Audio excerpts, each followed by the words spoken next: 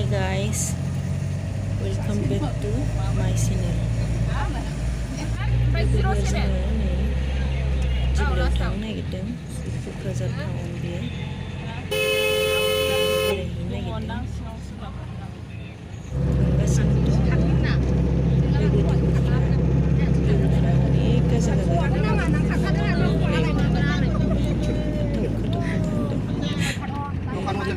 अनेक गाजा नोंसोर जानाया बुंलांनांगोनसो नै बिहा आंनि बिब' जानाय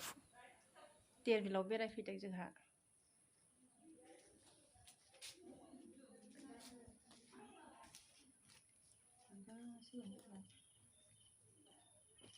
जायगायालाय मोजांथार दाबो सिजोन गैयैखाय बारा समायना खालामनो हायाखै बिबार बागान गायनो हायाखै दाबो एबारसो फुजा बिश्वकर्मा फुजा जोब्बायना एबारसो फुजा सिजोन जाबाय एबारनिफ्राय साजायसिगोन खोमा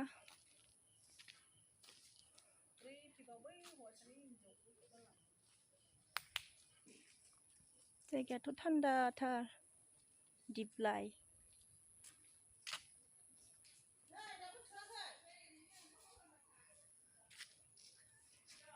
दिप्लाइनि जायगा बैयाव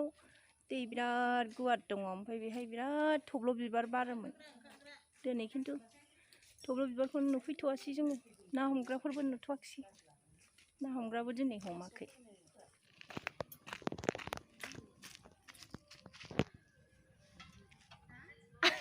खेबना होबाय दं आंखौ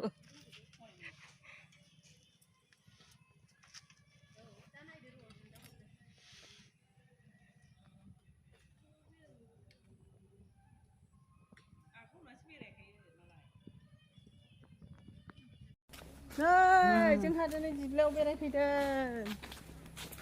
नुफेराखैमोन आबरथिमा बैयावहाय भिडिअ कल बानायग्रोदों बैहाय खेबैनि बालखौ आराम भिडिअ बानायलांदों दाउ दंलायथिनो नै लोगोफोर दिप्लाइयाव बेरायफैदों बैयाव दङ मोनसे नाखौनो हमाखैना दिनै नाखौ हमाखैनो दिनै ना हमाखै नङाबा गाखोनो मोनगौमोन ना भिडिअ फैदो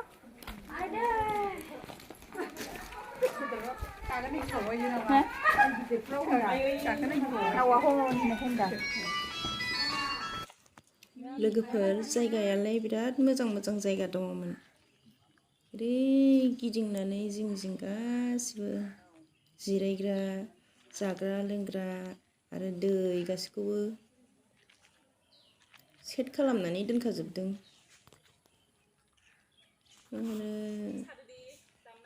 ओरै बैजों दालां दङमोन आरो मोनसे गावस्रालांनाय रेजर्ट दंमोनदां माने हटेल रेजर्ट दङगोन जोङो ओरै थाङाखिसै सोनाबहा ओरैनो समायबो आंखाल जानांगौ लोंनांगौनि खोथा जाहैबाय बिदिखायनो जोङो जा हायो एसे बेरायनानै जादों लोंदों ओमफ्राय माखासे भिडिअफोरखौथ' फोजोबनो हाला गोलावद्रायो आरो आंबो बारा रोङा गोदानसो इउटुब खुलिजेननाय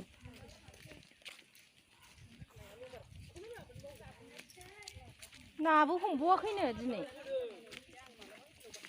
ना हमनायाबो एखमबा हमो एखमबा हमा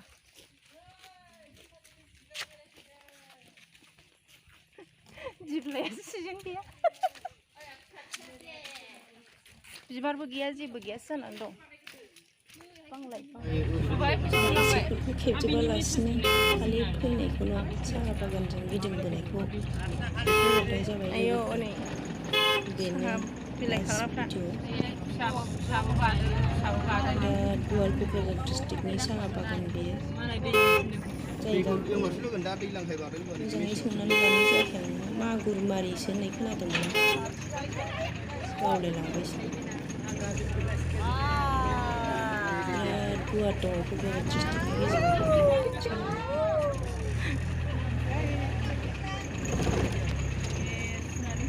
भिडिअआ एसेयावनो जोब्बाय हाग्राफ्रा 7 थाखा केजि मोनो नौखौहाय खि खायोखा नों अलसियाबालाय मोनला 7 थाखा बेना फेरेब गैया बैयावनोखा बै मेसिन न' गिदिरानो 20 थाखा